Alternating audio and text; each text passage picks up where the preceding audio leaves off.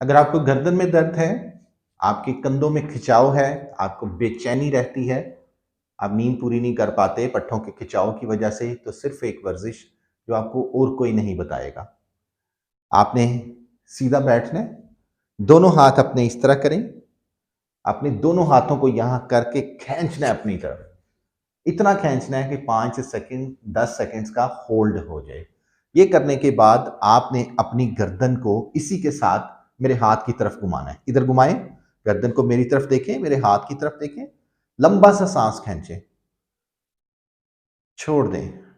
फिर जब आपने सांस खींचना है तो साथ आपने इसको रिलैक्स करना है। फिर करें, आप उस तरफ दूसरी तरफ घुमाएं गर्दन को आराम आराम से, फिर इसको खींचें।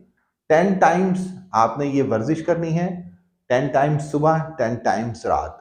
अगर आप ये वर्जिश कुछ अर्सा कर लेते हैं तो आपके कंधे के ये वाले पट्टे जो कि हर वक्त खिंचे रहते हैं और जिनकी वजह से बेचैनी पैदा होती है, वो नहीं होगी।